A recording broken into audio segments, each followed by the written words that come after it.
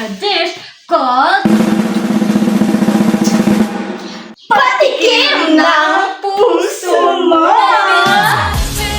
So here are the ingredients for our Patikim ng Puso Mo.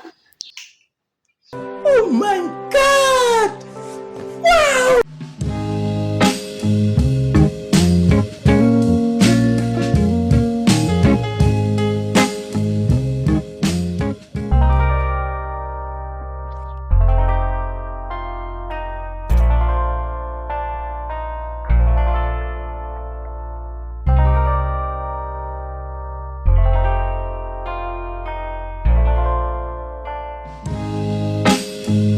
Okay, so ang first step natin nga obrahon is panitan natin ang puso sa saging.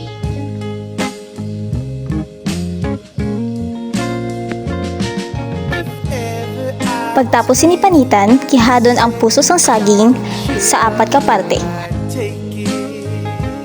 Next, sisiboil natin ang puso ng saging until soft and tender.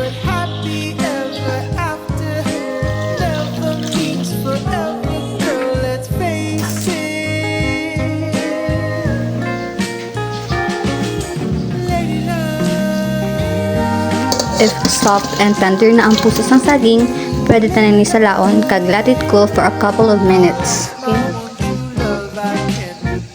While waiting sa cool down kapuso ng saging, you may proceed on preparing the ingredients for the patty mixture.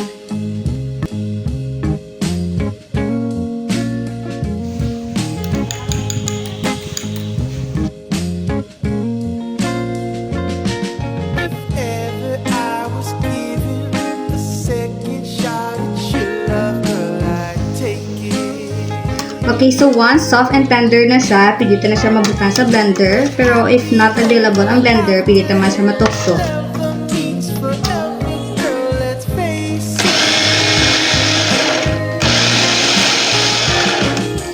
After blending or grinding the puso ng saging, pwede mo na i-mix ang tanan-tanan ng ingredients na gin-prepare mo earlier to make one patty mixture.